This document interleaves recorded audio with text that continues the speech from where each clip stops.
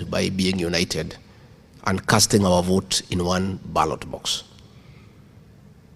So I want to assure you, my daughter, we are good people and we are national. And I work with everybody. And I have traveled. I was in Ukambani. I was received like a king. I was in Mombasa, Kilifi, Malindi. I had a good engagement with the people. I was in Narok. I was in Kajiado. I work well with the Ma. I was in Bungoma. I was in Kakamega. I was in Vihiga. I was appreciated by those people. The people of Kisii are waiting for me because they know I'm a Kenyan leader. I am a nationalist. But much as I'm a Kenyan, I'm a nationalist. I come from somewhere. And I retain my right to talk for those people if I find somebody who wants to throw them under the bus. And that is something that we must do all the time. Why do we say one term? And that's why I need your help, because you are part of Kenya. I heard William Ruto saying that we are saying he should go. He should be one term, and he is wondering why he should go. William Ruto, aka Kasongo. Kenyans have a problem because you have raided the payslip and made the middle class impoverished and destroyed their capacity to transact. Effectively, they can't create jobs because any country is driven by the middle class only when they have purchasing power. This payslip you have raided, a group of people need to get you out so that we can restore the dignity of the payslip and the payslip holder. And once we do that, our economy will thrive. Education is the greatest equalizer. All of you who are here have been through school.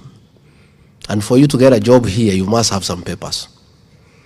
There is nobody who understands and who appreciates the value of education more than the group seated in this room and your colleagues in the United States and the rest of the world. Most of you, when I look at your age, are great beneficiaries of free primary education by Mwai Kibaki.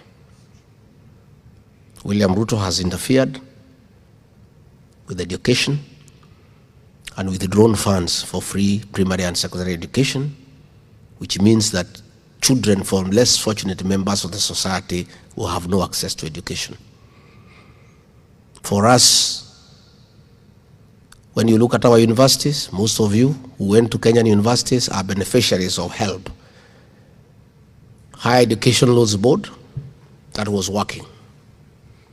William Ruto has destroyed it and brought some mongrel of some financing model that is not working, and most students are at home. For us to restore the education system and make sure that the future of our children is secured,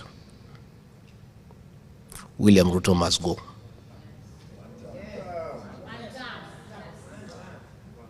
You people who work here in the States, most of you are in the health sector. You do appreciate how important a health system is when it's working. We had a system called the NHIF that was working but limping. It needed some little beating here and there to make it work. And when we were campaigning, we promised that we shall reduce the monthly contribution from 500 to 300 so that everybody can afford. Instead, William Ruto scrapped it and brought an animal called SHA. That does not work. And all of you here know it's not working because you are under pressure from home to help the people back home with money for treatment, isn't it? And buying them drugs. You know it's not working. For us to fix the health system, we must get rid of this character. The economy is crumbling. Last week, fuel prices shot by 9 shillings per litre. That means there will be a ripple effect on transport, on consumer goods. Paying bills, people have not been paid for the last 3 years. Most people are being auctioned, those who supplied goods to government, those who did services to government. If you look at the Nation newspaper, 5-6 pages every day are full of auctions. Unfortunately, those adverts for auctions are repeated every week because there is nobody with the money to buy what is being auctioned. People are unable to pay, the banks want to auction their houses, their homes, but there is also nobody to buy because nobody has money.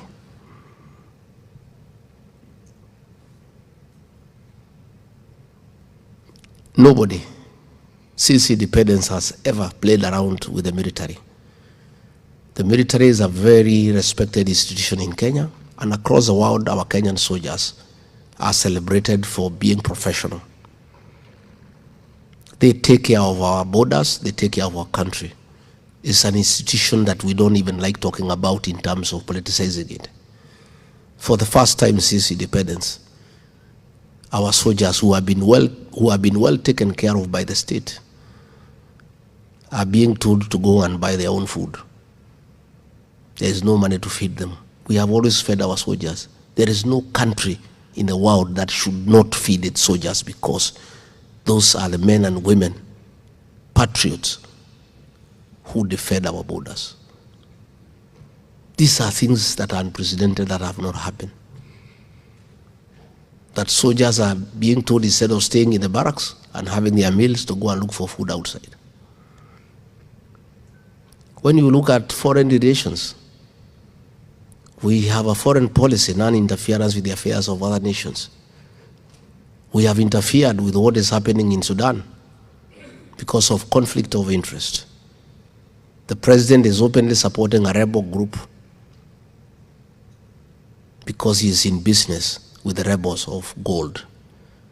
And Kenya is assisting in sending arms to Sudan. Those arms are killing women and children. In the process, Sudan has suspended the importation of our tea as a protest. President is interfering in DRC because he is interested in the business of smuggling gold. Again, Kenya is in a very difficult situation internationally. You find that State House has become a crime scene. It's a center of corruption and bribery. Money meant for education has been diverted from the National Treasury through the National Intelligence Service. It's withdrawn in cash every Friday and given to the president in cash. This is the money he's using to bribe our bishops, our reverends, our pastors, our politicians, our MCAs, and it's the money that Soprano is using to go around the country, bribing women and young people for political support. That's why there is no money for education. There is no money for medicine. There is no money for anything because all the money is being stolen and being used for politics. The